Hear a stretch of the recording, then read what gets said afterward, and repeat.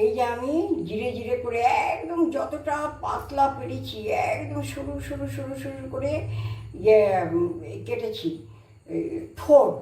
এই যে নুন মাখিয়ে সবসময় থোড়ে কম নুন দেবে। আমি এরকমভাবে আমি বটি দিয়েই করছি, যে ছুরি দিয়ে পারে ছুরি দিয়ে করবে, এটা ছুরি দিয়েই ছোলা যেত।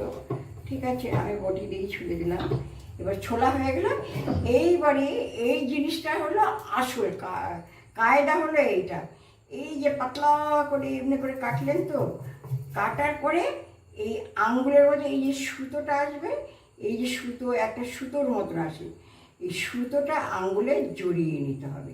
তারপরে এই সুতোটা ফেলে দেবো, এই সুতোটা ফেলে দেবো। তেল দেবো পরিমাণ, এটা তেল দেবো, ঘি দেবো।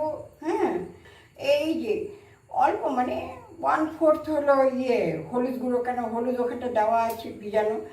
আর হলো 1/2 চামচ জিরে, 1/2 চামচ ধনে, 1/2 চামচ হলো আদা, আর লঙ্কাও 1/4, সে লঙ্কার গুঁড়োটা 1/4, আর বাকিটা হলো কাঁচা লঙ্কা দেবো। হ্যাঁ, আলুটা একটু তবুকে আমি হালকা জল মিশিয়ে ওটাকে রেখে দিলাম কষাবার জন্য, খুব ভালো হয়। হ্যাঁ, আর গোবিন্দভোগ চাল এই যে এক মুঠো গোবিন্দভোগ চাল আমি এই ঝাঁঝরিতে ধুয়ে জল ঝরিয়ে রেখে দিয়েছি। কাজু কিশমিশ ভেজে তুলে রাখবো। কাজুটা দিয়ে দিলাম।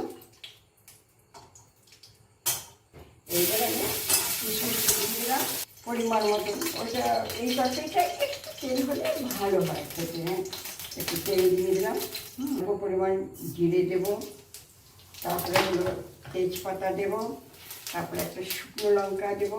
একটা শুকনো লঙ্কা দিলাম। হ্যাঁ, এইবারে এলাচ সবসময় ফাটিয়ে দেবেন। একটু দারচিনি দিলাম। হ্যাঁ, এটা হলো গোবিন্দভোগ চাল, এটা হলো গোবিন্দভোগ। এই রান্নাটা গোবিন্দভোগ চাল দিয়ে হবে। মশলাটা দিয়ে দেবো, এই মশলাটা দিয়ে কষাবো। যেটা জলটা বেরিয়েছে, থোড়ের জলটা বেরিয়েছে, সেই শুদ্ধই আমি দিয়ে দেবো।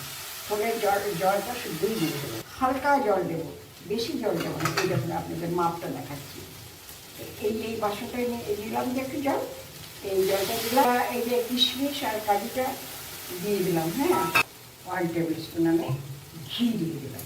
ব্যাস, এই যে আমার থোড়ের ঘন্ট।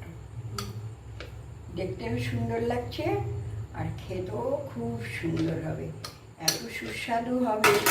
আপনারা করে দেখবেন।